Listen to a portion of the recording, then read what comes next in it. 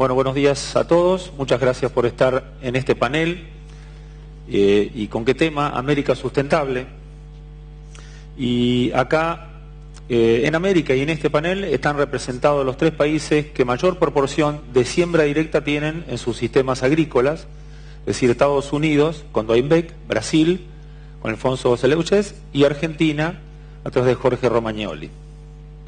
Y si vemos este gráfico de barras de la FAO, nos damos cuenta por qué hablamos de América y en la adopción de siembra directa. Vemos que comparando los distintos continentes del mundo, tanto América del Norte como América del Sur, tienen una importancia, un desarrollo muy importante en la adopción de siembra directa en sus sistemas agrícolas.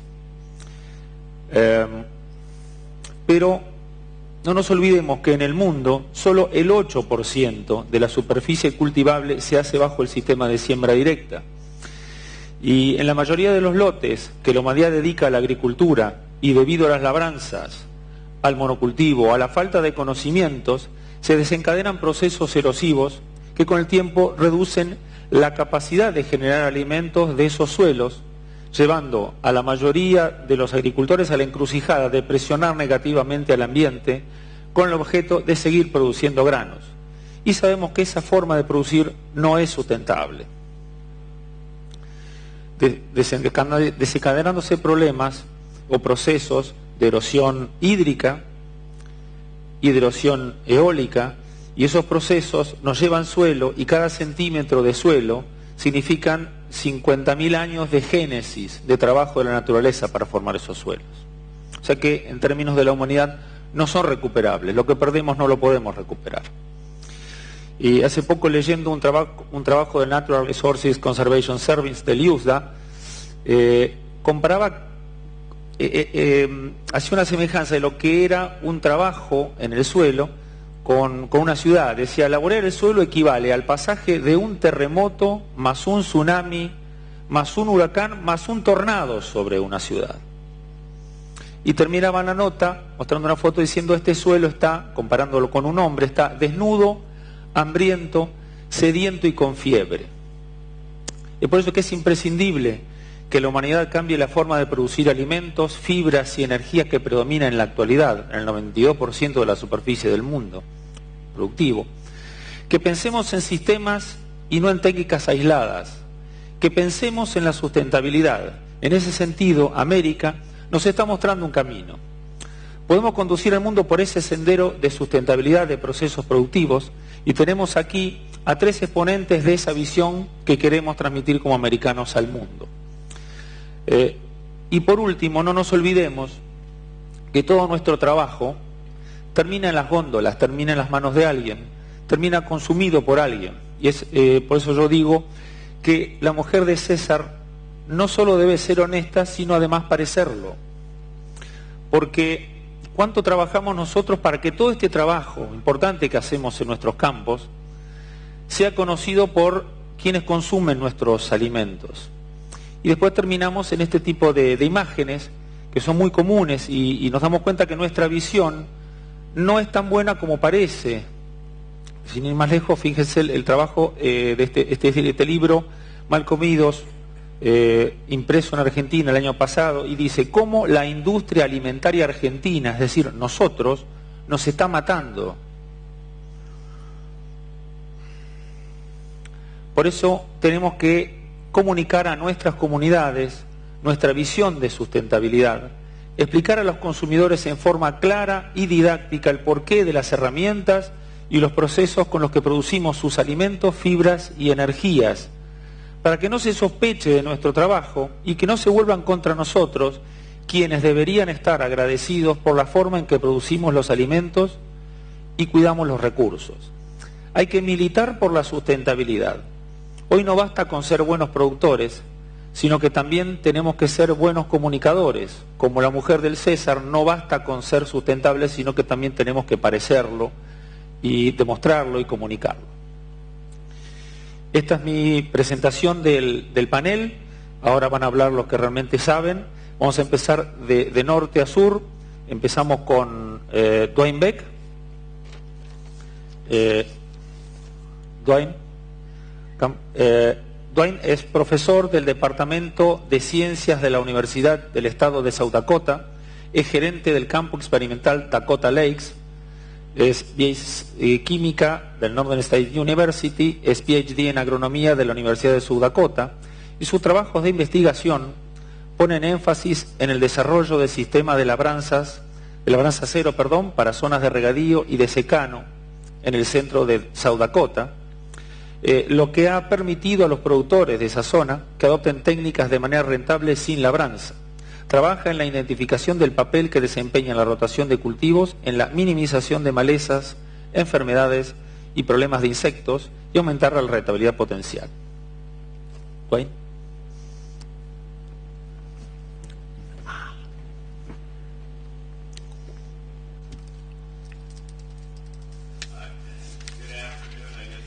Buenas tardes, ya creo que puedo decir buenas tardes.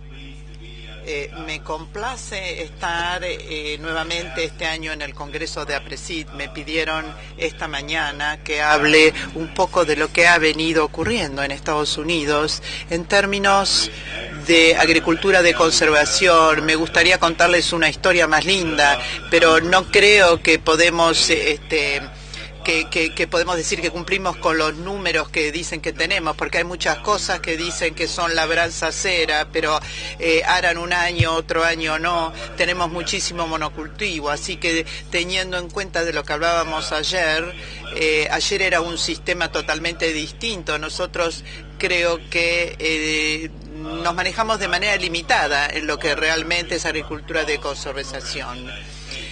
Las políticas y programas de conservación del suelo y en Estados Unidos, bueno, primero vamos a hablar qué viene desde el gobierno y después vamos a ver qué pasa en el sector privado. Lo primero que quiero hacer en esta presentación es mostrarle algunas fotografías con amigos, porque esto es un esfuerzo internacional en realidad. Hace un par de años en Australia estuvimos trabajando con una persona que ha venido desarrollando sistemas mixtos con cultivos perennes combinado con ganadería, y Rob y yo también, acá está Rob y estoy yo con sobre todo grando. Empezaron a visitarme a menos 27 grados centígrados, 27 grados bajo cero, a la fotografía de la derecha. Aquí vemos que hay una persona que le interesaba más arrodillarse en el suelo frío que la otra que estaba de pie.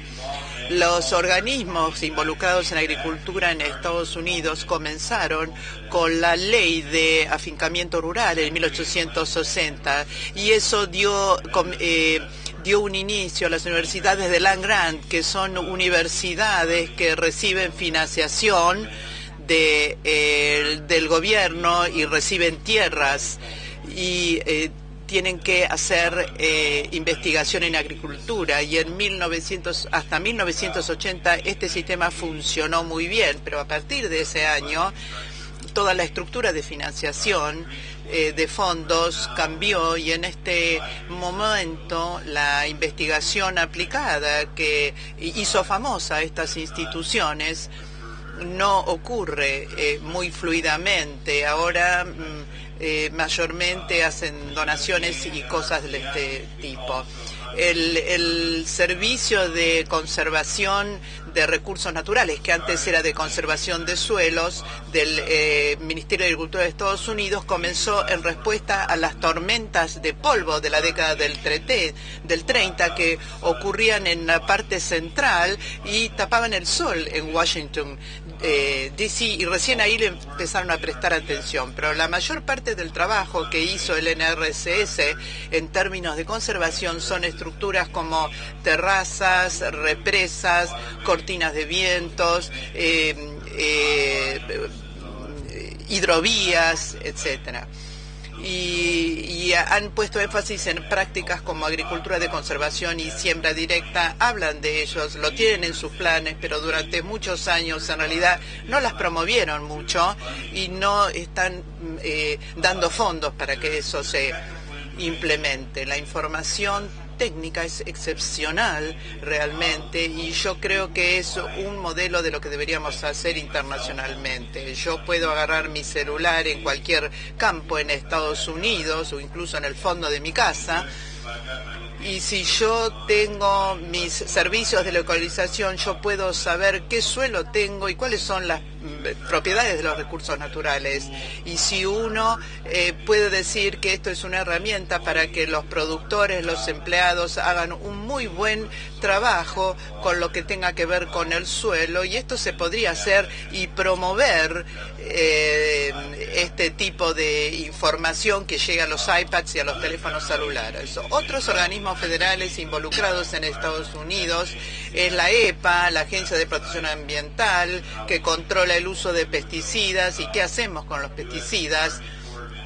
El Army Corps de Ingenieros de Estados Unidos, que controla las terrazas de drenaje, por ejemplo. Estos son cuerpos del ejército, y ven qué hacen los productores con sus técnicas. Y si lo mismo hace el Servicio de Vida Silvestre y de Pescas, se ocupan de ver qué pasa con las especies en peligro de extinción, y el tema del impacto de los pesticidas, por ejemplo. El Departamento de Estados Unidos de Agricultura, a través de la Agencia de Servicio Alimentario, de servicio agrícola, de alguna manera se ocupa de los subsidios y de los pagos directos que antes existían. Ahora ya no existen, pero también controlan lo que ocurra con los cultivos. Y después el Departamento de Estados Unidos el Servicio de Investigación Agrícola, ellos están haciendo investigación más aplicada de lo que la hacían antes, pero están haciendo investigación aplicada, básicamente. Todo se ha hecho en términos de investigación, hasta ahora se viene haciendo desde la universidad y desde el gobierno, pero es muy a corto plazo, proyectos de 1 a 3 años. No es lo que necesitamos en realidad a la hora de tener investigación agrícola.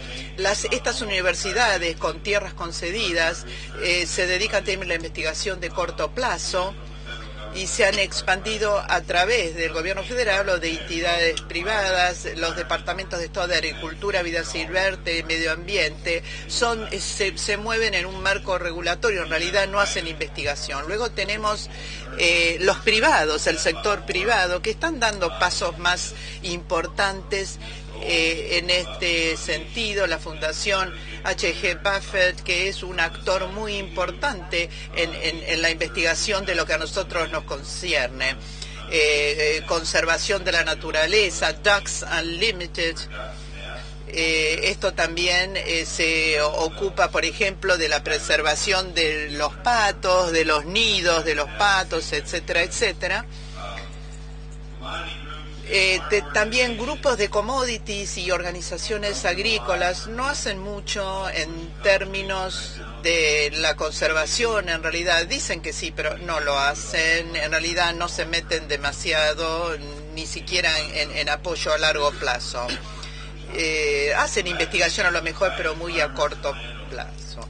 Pero estoy dejando para al final los propietarios de las tierras y los productores privados. Yo creo que esos son los más involucrados, porque es lo que más les interesa, y creo que es lo mismo que ocurre en todos los países. O sea, tenemos que abocarnos a las personas que viven en el campo, y que probablemente próximas generaciones de esas familias también seguirán viviendo.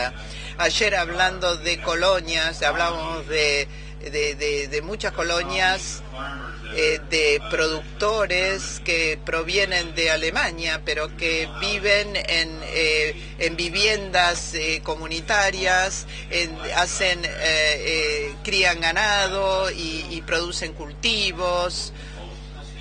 Y hay comunidades similares en la mayoría de los estados de Estados Unidos, y bueno, ellos también crían pollos y cerdos. Su objetivo es vivir de esta producción agrícola y mantener a sus familias para siempre con esta actividad. Es muy fácil hablarle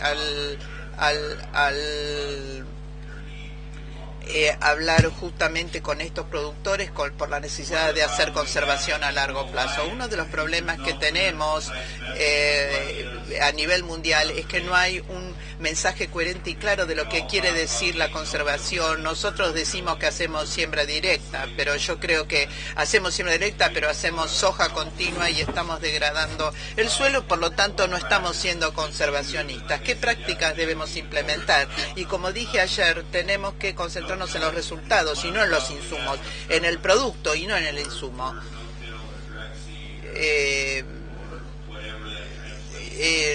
La siembra directa es una técnica, labranza cero, llamémosla como queramos, es una técnica, no es todo el asunto. Tenemos que combinar muchas otras cosas que se combinen con esto y que sean parte de un sistema. A lo mejor tenemos que empezar a hablar de agricultura de conservación. Entonces ahí tenemos el problema de la definición. Cada grupo tiene una agenda distinta. Los que cultivan trigo nos van a dar apoyo siempre que nosotros hagamos lo que a ellos les interesa con el residuo, por ejemplo, pero bueno, o sea, la terminología es todo un tema. Sustentable, regenerativo, suelo saludable, ambientalismo verdadero.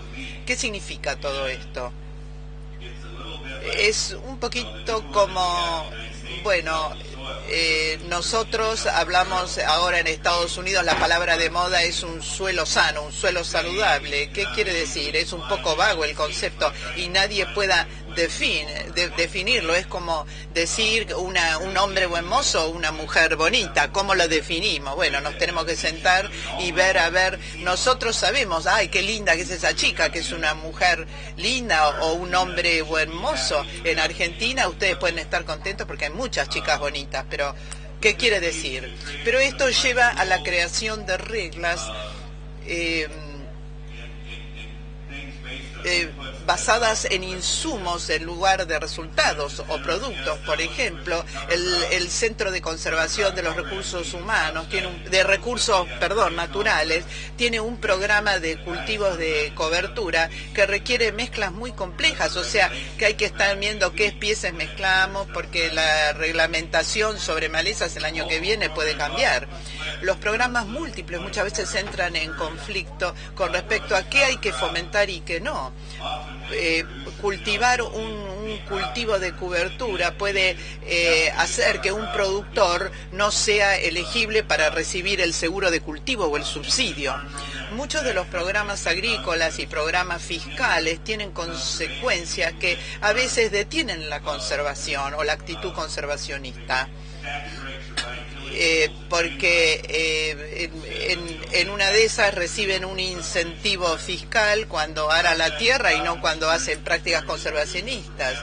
O sea, los subsidios desalientan a los productores para criar ganado porque se le da subsidios para que cultiven cultivos. Lo importante es que hay muy poco compromiso para hacer investigación y no hay una visión clara de qué quiere decir agricultura de conservación. En el año 2003 el gobierno de Estados Unidos gastó 14.000 millones de dólares en subsidios para cultivos y gastan 2.600 millones en investigación relacionada con la agricultura. Gastan como 6 veces más, 7 veces más para subsidiar a los productores que para hacer investigación. Pero si yo pongo un cultivo de cobertura no me dan un subsidio, sí, si pongo algún otro cultivo. All the federal money that goes to land grant universities, and that's most of what the land grant universities spend is federal money. Private and not-for-profit groups have played a major role recently, and they're going to continue to do that. USDA NRCS has stepped up, and they're doing some good work now, but I suspect in 5 years they'll be off doing something else. Government agencies and universities are not good at doing long-term transformational and systems research. They have to. Tienen que hacer un trabajo incremental y lo pueden hacer para nosotros. Y nosotros, esto es muy valioso para hacer la parte de transformación. Entonces, el trabajo transformacional tiene que ser hecho con metas de largo plazo. Los sistemas como los del Centro de Investigación de Atocota Lakes o APRESOIL tienen miembros con metas de largo plazo que pueden encontrar la respuesta. Quizás una red mundial es una de las cosas que tenemos que promover, crear quizás una red mundial de chakras podría ser creada a través de algún sistema formal o informal para poder compartir información y utilizarla en interés de todos. La verdadera meta es mirar hacia adelante, no hacia atrás. Y yo incluí esta foto, César. Esta es una foto de una joven muy interesante desde Francia que está aplicando siembra directa en su campo. Muchas gracias. Thank you very much. Sigues tú.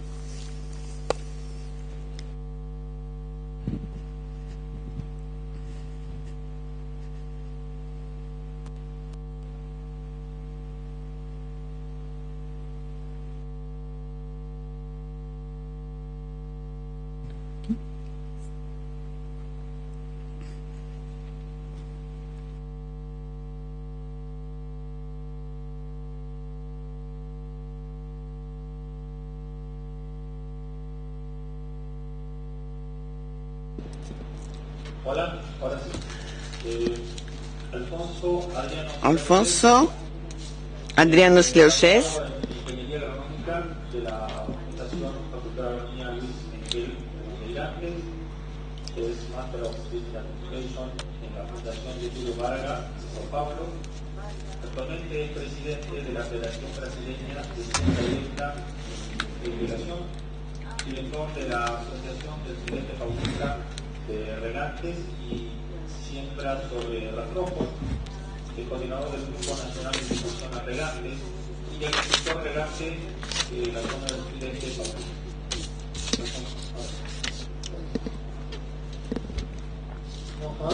Buenas tardes.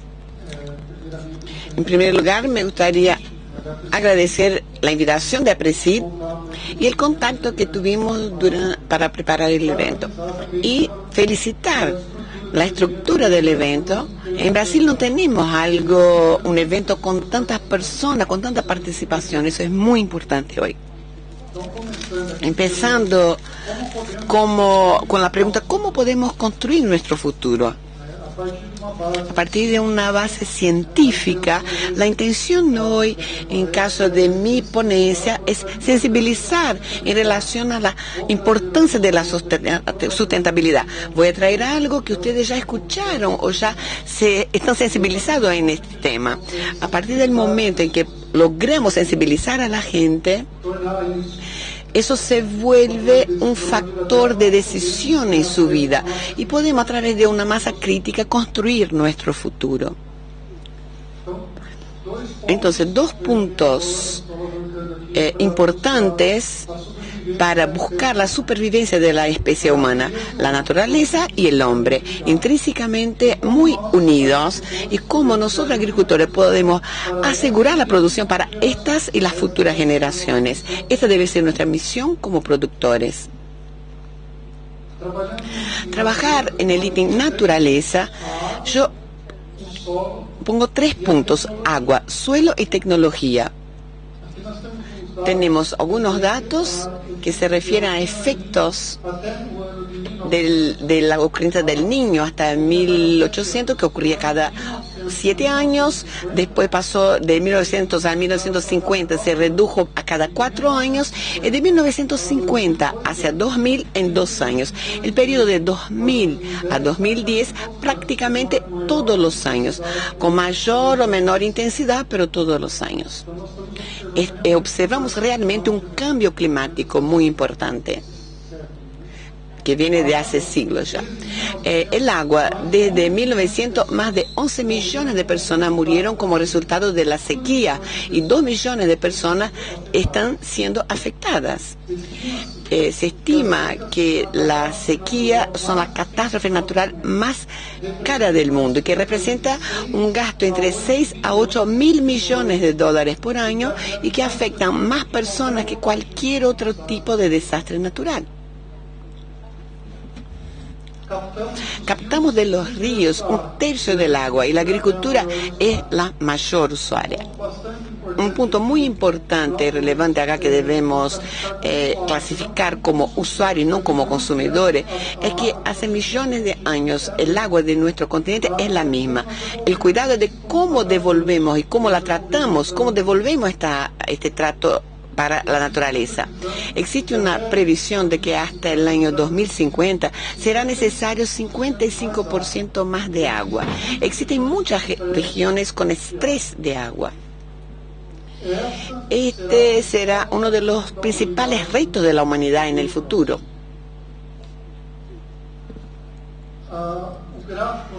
El gráfico en la línea azul tenemos la siembra directa y la roja la siembra convencional con preparo de suelo. Acá en un periodo de 80 días tuvimos una baja del 30% de economía de agua por la práctica de la siembra directa. Otro factor muy relevante es construir una estructura de suelo para que logremos absorber toda esa agua de la lluvia para proveer nuestros vías hidrográficas y mantener las plantas vivas sobre la superficie del suelo. Observamos muchas veces que eso pasa en Brasil y en periodos muy largos sobre el barbecho sin ningún cultivo vivo. Y eso termina como que tiene menor vida en el suelo y con eso se genera una construcción de una estructura adecuada con mayor porosidad, consecuentemente mayor infiltración de agua, mayor suministro del lençol freático y mayor disponibilidad de agua y la menor pérdida por seca posible. De esta manera podemos utilizar el suelo como si fuera una caja de agua, un reservorio de agua.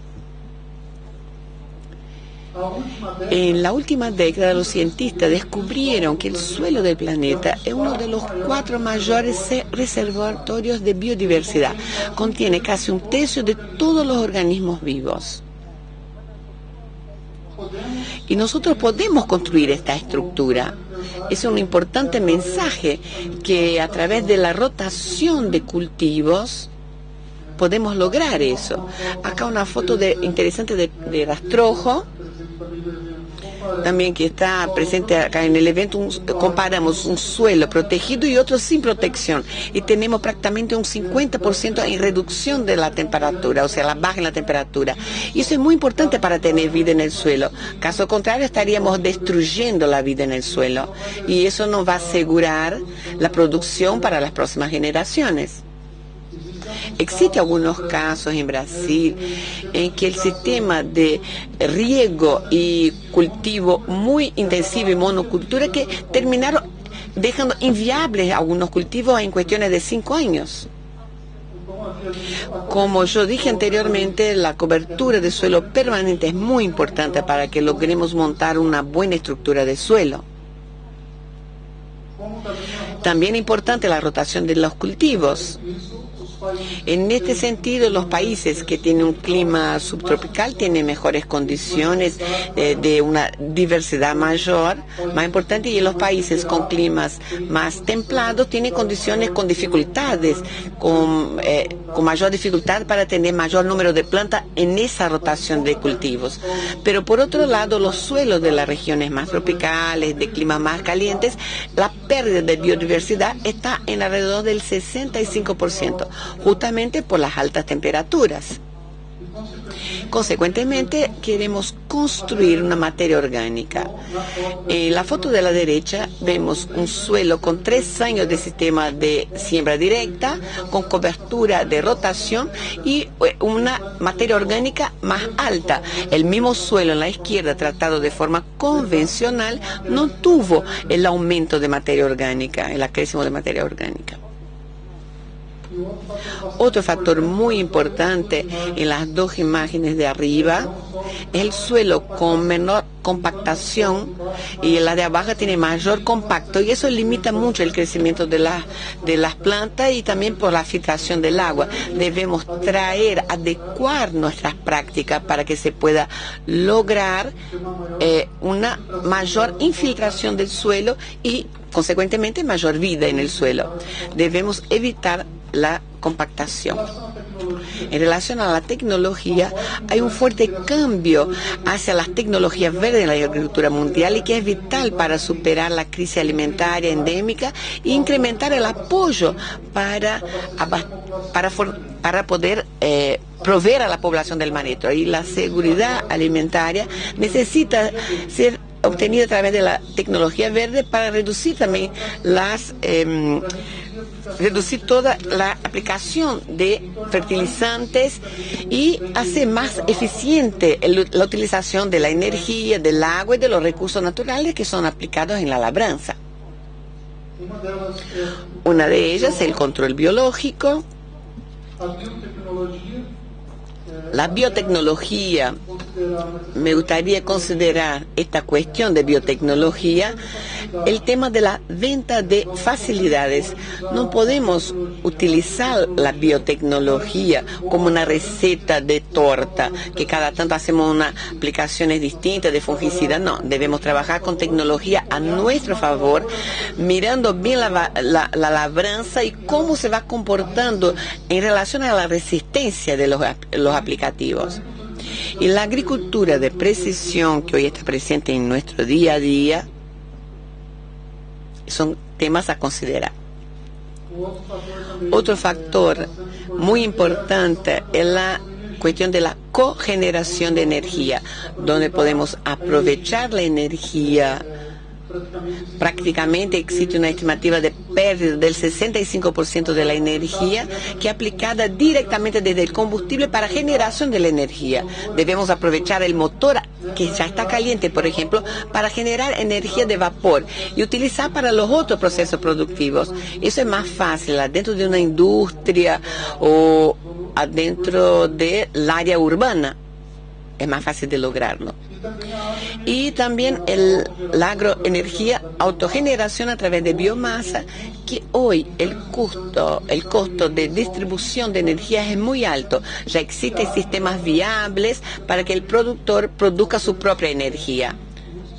Hay muchos casos en Brasil de no haber disponibilidad de energía en la propiedad para hacer funcionar un equipo de irrigación o alguna calidad que no es buena.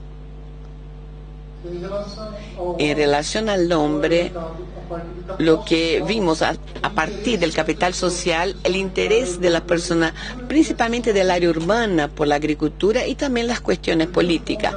Primer punto es el éxodo rural. La previsión es de que hasta 2050 el 60% de la población mundial vivirá en las ciudades. Pero, ¿cuáles serían los puntos positivos y negativos que llevan al éxodo rural? Los positivos son principalmente el menor costo de vida y la mayor calidad de vida, tránsito, ruido y el aire. Pero, ¿cuáles serían los puntos negativos? ¿Por qué las personas buscan las ciudades? Eso es un estudio que se hizo en Brasil debido en relación a la menor oferta de empleo, menores salarios, menor calidad de enseñanza, tanto en la parte de hospitales y transporte, y el mayor esfuerzo físico en el trabajo. Tenemos entonces que encontrar puntos para que nuestra vida en el campo sea valorizada y que se valore la vida en el campo. Y hay muchas regiones con dificultades de mano de obra, principalmente mano de obra más calificada para trabajar en las áreas, en las zonas rurales. En relación al capital social, sería la interacción entre las personas, entre una comunidad y compartir todo con esta comunidad. Existe un relevamiento de declinio del capital social en Estados Unidos, que en los últimos 25 años hubo una caída del 58% en las reuniones de clubes de amigos, por ejemplo, 43% de caída, de baja en las cenas familiares. Y la consecuencia del bajo capital social es un mayor índice de criminalidad, mayor índice de depresión. Algunas regiones se estudió que después de 50 años el número de depresión en las personas aumentó más de 10 veces, una mayor tasa de mortalidad principalmente infantil y menor desempeño escolar. Son todas consecuencias. Los gobiernos representativos funcionan mejor con más capital social. Las personas pueden contribuir, pueden aportar para algún trabajo comunitario, para que la comunidad mejore y el estándar de vida, el patrón de vida también mejora. Las cuestiones políticas. Tenemos una cuestión principalmente desarrollar herramientas y políticas para el pago de un servicio, que se pague el servicio ambiental, y se ve eso como un punto de reconocimiento por la sociedad urbana por el servicio que prestado por el agricultor. Somos productores de agua. El que hace una buena agricultura o quien usa buenas tecnologías, utiliza buenas tecnologías, es el productor de agua. Y además de la cuestión de la materia orgánica y la emisión de carbono. Principalmente una cuestión de asociativismo y representación de poder. El ejemplo que nosotros tenemos en la Preside es un número enorme de asociados, y eso es muy importante, porque si no hay asociativismo no vamos a lograr reivindicar las mejoras que necesitamos para nuestro sector agropecuario. Debemos acordarnos que cada día tendremos menos votos y menos personas que comprenden o que entienden de agricultura. Me gustaría compartir con ustedes que hace 2 meses se celebró la formalización de la CAPAS, que es una confederación de asociaciones americanas para una agricultura sustentable, donde tenemos también la participación de la Argentina, Uruguay, Paraguay y Brasil. Tenemos varias de estas iniciativas, poseemos varias de esas iniciativas que están acá planteadas para trabajar a nivel de gobierno y también como una contrapartida de difundir la tecnología del sistema de la siembra directa hacia otros países. Me gustaría agradecer. Muchas gracias. Muy obrigado.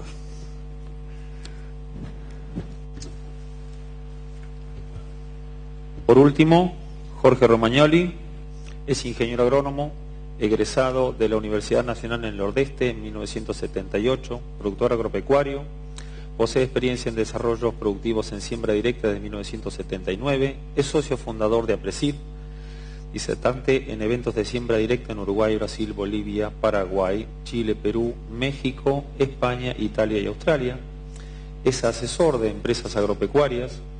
Fue presidente de APRESID desde 2004 hasta el 2008, es socio fundador y director de Bioceres, Sociedad Anónima, impulsor y miembro del proyecto Biospaz, que nuclea instituciones públicas y privadas para el estudio de procesos biológicos de suelos en sistemas de siembra directa, y es presidente del Grupo Romagnoli.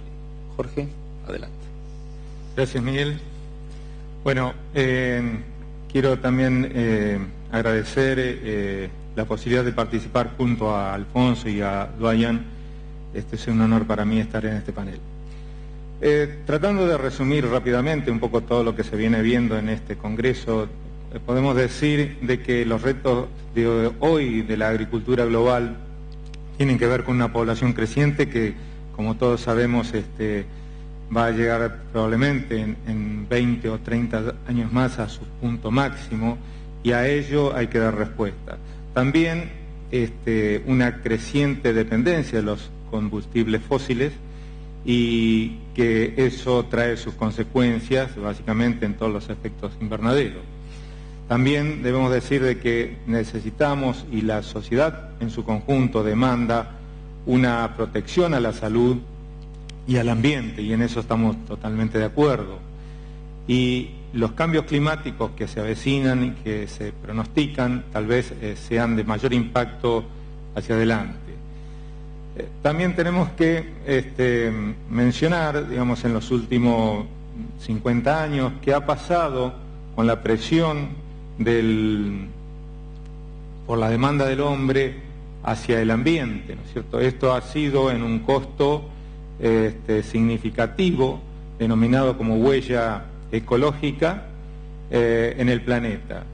Si nosotros vemos en esta curva cómo a mediados del siglo pasado tal vez la capacidad de biogeneración del planeta estaba por encima de la demanda, pero ya en los años 70 en adelante esa biocapacidad fue superada por la demanda y la presión del hombre.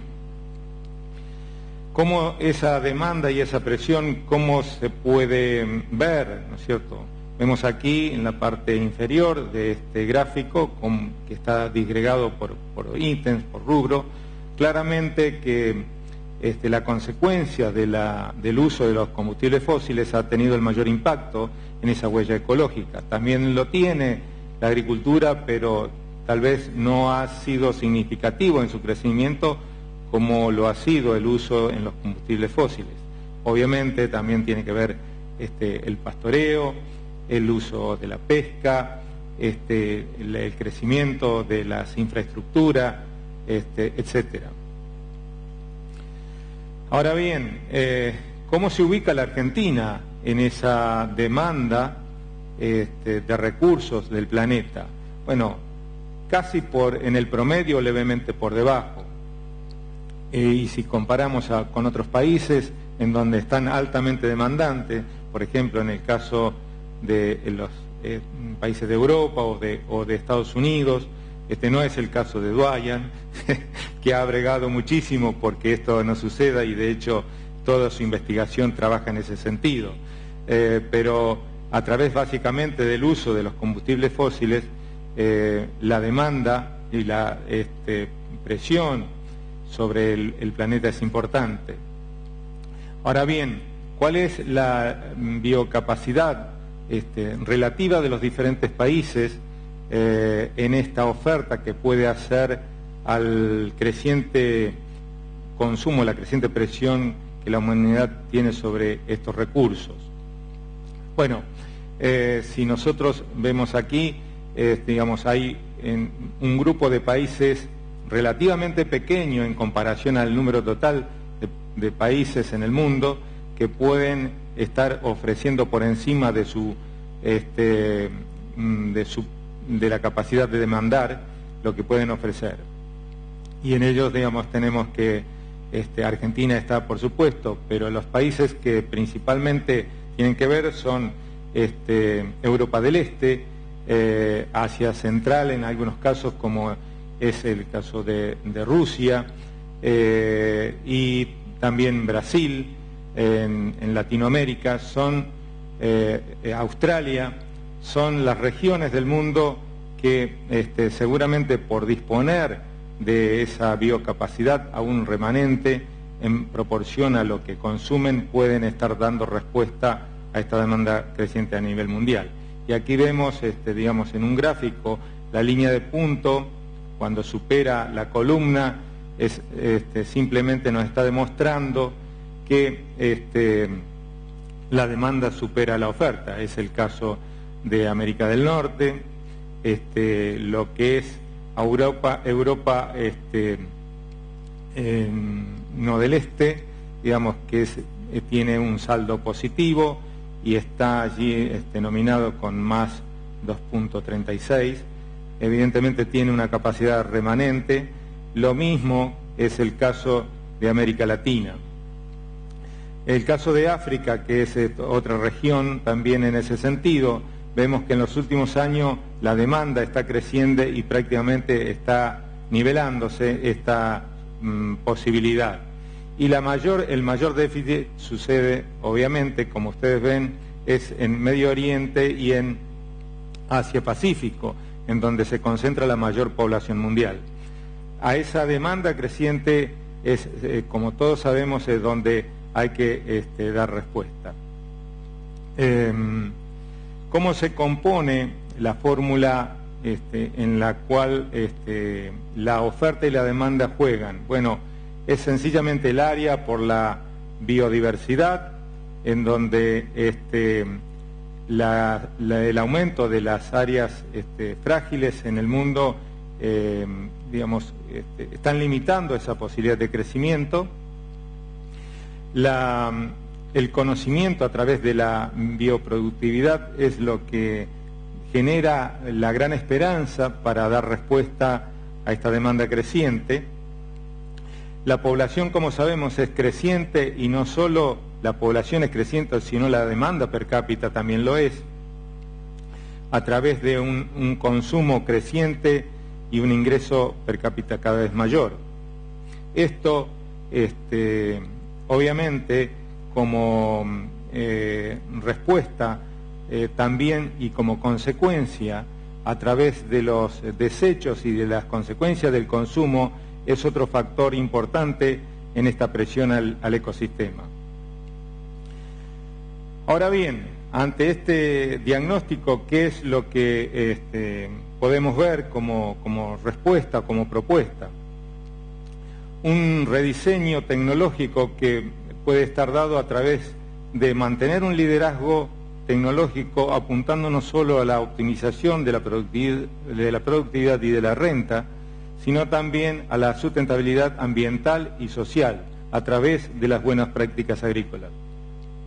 La biotecnología tiene también un rol fundamental en este sentido, como ciencia más promisoria, y de hecho en el mundo, digamos, los países se han ido incorporando en forma creciente. Como bien hoy veíamos en el panel anterior, Miguel Rapello lo explicaba, que Argentina ha estado en este liderazgo y APRESID ha tenido que ver en la promoción en este sentido de la biotecnología. De hecho, podemos contar también aquí en Rosario con un instituto, INDEAR, que está trabajando en ese sentido y da respuestas a las necesidades productivas. A través de gerenciar las empresas bajo sistemas de gestión de calidad que apunten a una mejora y a la eficiencia y a la efectividad de los procesos en un marco de mejora continua. A través de la agricultura certificada, de la cual también APRESID ha promovido y tiene el liderazgo, podemos gestionar mejor nuestra producción, nuestros recursos, nuestros insumos y dar respuesta por lo que hacemos. Estimular la realización de un proceso de ordenamiento territorial con un fuerte apoyo y un respaldo científico también es otra propuesta válida, principalmente para abordar las nuevas fronteras agrícolas con el menor impacto ambiental posible para este crecimiento que propugnamos. Desde el punto de vista organizacional, optimizar la organización en red, en las relaciones entre los actores, buscar sinergias y complementariedad. También, por supuesto, esto es fundamental y de hecho en los sucesivos congresos de APRESID se ha promovido en forma sostenida este valor como sustancial para poder aumentar el capital social. La renta relacional y constituyendo un capital social cada vez más creciente. Y en esto quiero hacer hincapié esencialmente para mí un tema que estamos viviendo hoy como muy importante y de mucho impacto, y tal vez creo que no estamos suficientemente conscientes de lo que ello puede significar. Cada vez más hay una presión de la sociedad consumidora hacia el uso responsable de los agroquímicos, de los productos que se aplican en la agricultura. Y de hecho esto es bueno, es importante, es significativo, porque nada mejor que exista un monitoreo, un control y una validación de cómo se obtienen los productos agrícolas y los alimentos. Pero también hay que decir de que es un hecho irresponsable y muchas veces sin honestidad intelectual cuando comunicadores o medios o organizaciones promueven la sensación del miedo. Yo creo que ante esas actitudes es necesario ayudar a explicar, ayudar a entender, pero no sumarse a promover el miedo a través de lo desconocido y hacer un negocio de ello.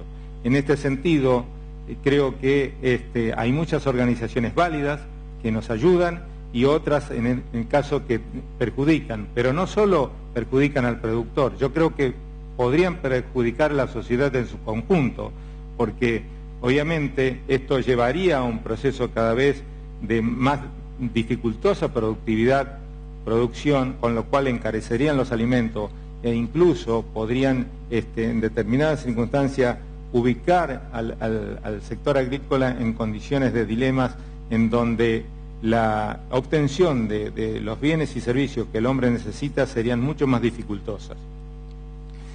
Las redes en bioeconomía son también una respuesta clara que está sucediendo en los últimos tiempos para integración de estos procesos de producción a través de los diferentes encadenamientos de la sociedad económica y social.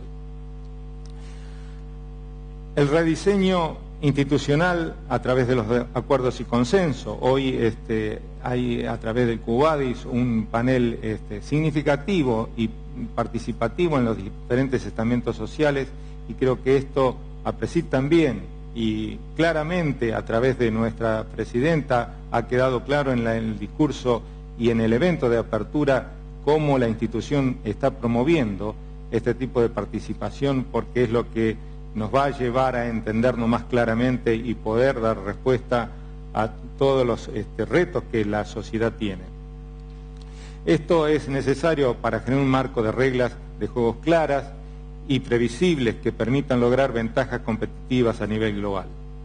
Y por ello, no sé si un sueño o una utopía, desarrollar una estrategia común de desarrollo integral de la nación, aprovechando la oportunidad que el mundo brinda a través de una demanda sostenida de muchos de los bienes y servicios en los cuales Argentina cuenta con ventajas comparativas y algunas competitivas ya construidas, es lo que como miembro de APRESID realmente soñamos. Gracias.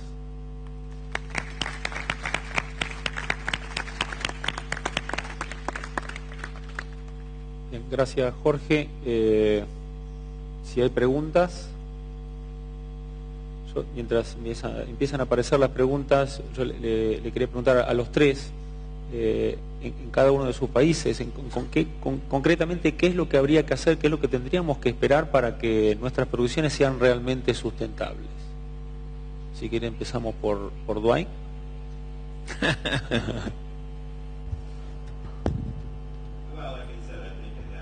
Como dije, creo que está dirigido por el productor y luego por la propia comunidad. Nosotros tenemos algunos acuerdos cooperativos para trabajar con socios, porque tenemos un sector de vida silvestre muy importante en Dakota del Sur. Es algo muy social, no solamente comercial, es una parte social de la vida comunitaria y la gente de Dakota del Sur va por todo el país y tratamos de que ellos estén capacitados para que diseminen, divulguen lo que es hacer las cosas correctas. También estamos trabajando mucho con el sector alimentario, con los consumidores, porque cuando escucho a la gente de las cámaras de comercio que vengan a visitarlos a nuestros establecimientos, porque es lo que queremos que hagan, que vengan a visitarnos para ver cómo se producen los cultivos, ellos luego van a divulgar cómo lo vieron, pero siguen siendo los mayores responsables los propietarios de la tierra y los productores.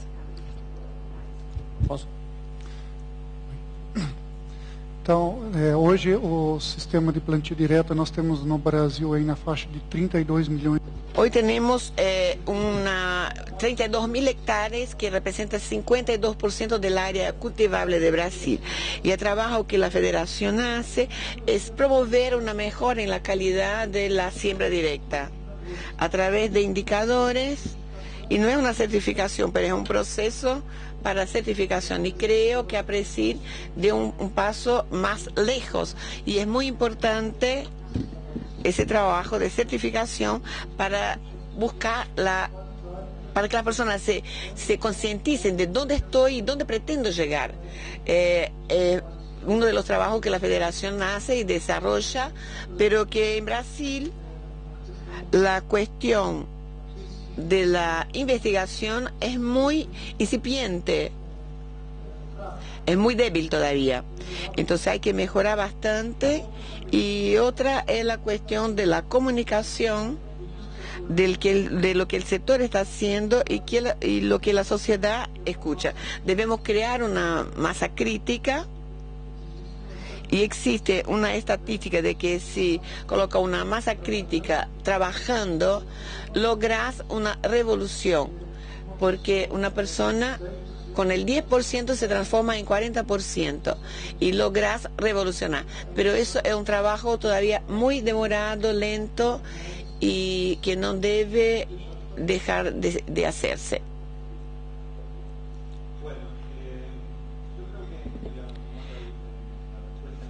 Argentina, creo que a nivel de productor falta cosas por hacer, pero se ha hecho muchísimo, y de hecho las cifras lo demuestran.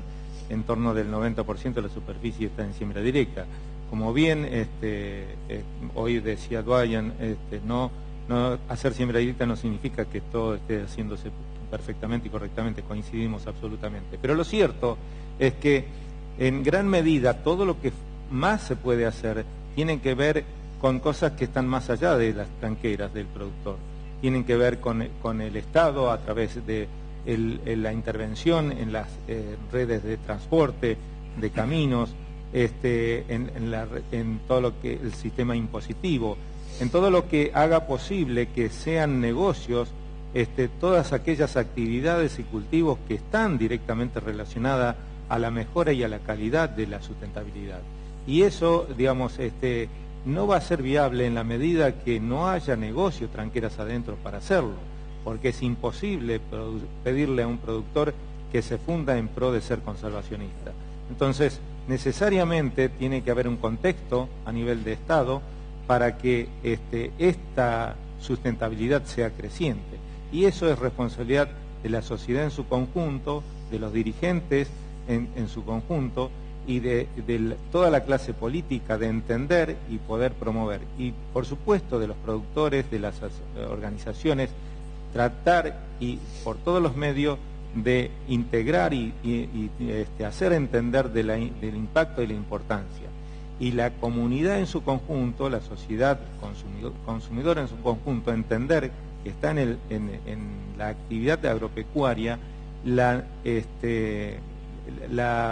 posibilidad concreta de vivir mejor, de vivir con alimentos más sanos, con alimentos más accesibles y mejorar la calidad de vida en su conjunto. Pero todos estamos involucrados necesariamente en ese proceso. Un caso concreto en este sentido es, por ejemplo, la pérdida que está sucediendo de los mejores campos agrícolas a través del ascenso de las napas, las inundaciones, que están creando problemas tremendos.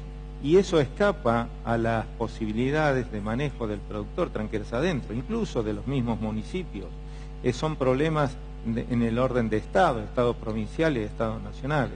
Entonces, y tiene que ver a dos puntas. Por un lado, por el mantenimiento y las obras de infraestructura en este sentido, y por otro lado, hacer posible una actividad más rentable que permita hacer más cultivos, porque a través de la intensificación de la agricultura podemos consumir esa agua sobrante.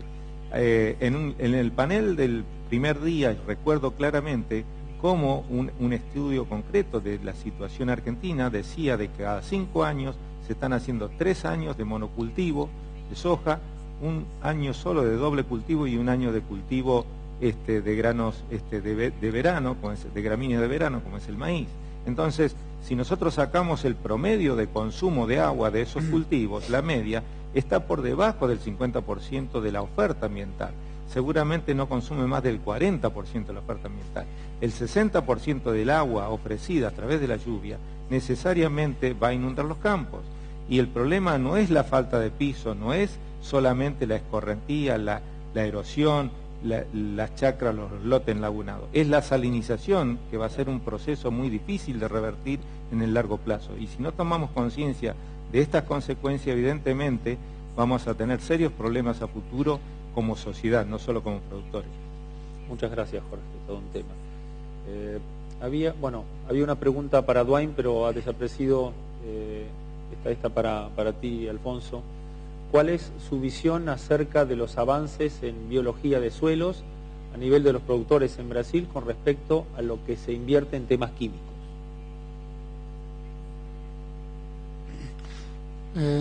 A evolução hoje, vamos dizer, não tem uma resposta muito clara a esse respeito.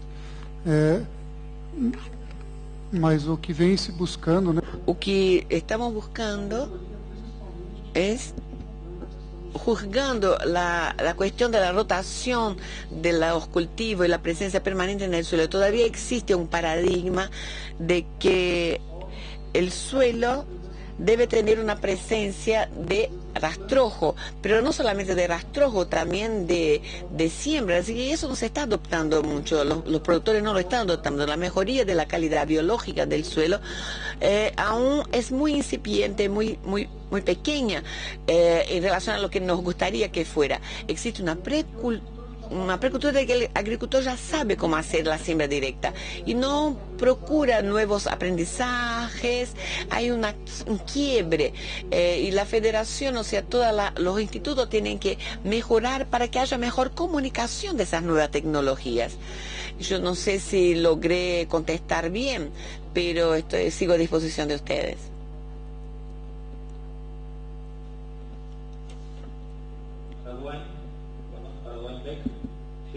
La sustentabilidad. ¿Cuál es su opinión del sistema de producción del cinturón maicero americano?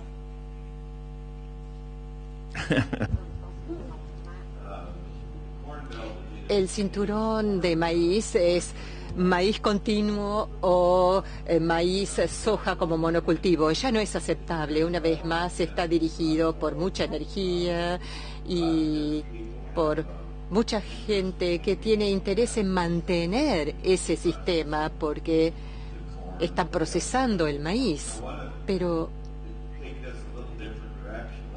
cambiando un poco de tema, una de las cosas que han sucedido en los últimos 5 años es que hemos sido abordados por empresas importantes, empresas alimentarias, y quieren un sistema de productores que les proporcionen productos que puedan garantizar que han sido producidos de manera sustentable. Y están tendiéndose hacia lo orgánico, pero lo orgánico tiene problemas de sustentabilidad con el tema del uso de energía por volatilidad. Y cuando han visto nuestro sistema, nos han pedido que desarrollemos redes de productores que lleven el producto directamente a las plantas y lo puedan certificar. Tenemos este sistema en el noroeste y estamos comenzando también en Dakota del Sur. Estamos llevando productos como avena, soja, a la fábrica de manera directa. Y bueno, se nos ha terminado el tiempo, así que agradecemos a los 3 panelistas y a ustedes que estuvieron presentes. Muchas gracias. Les agradecemos entonces a Dwayne Beck, a Alfonso Azulejos, a Jorge Romagnoli y por supuesto a Miguel Ángel Álvarez por esta disertación, esta presencia. Así termina la actividad en esta sala. A partir de ahora el acto de cierre se va a desarrollar en la sala Rizobacter, así que pueden ir hasta allí a presenciar el cierre de lo que va a ser ese 22º Congreso de APRESID que ya estamos culminando. Muchas gracias.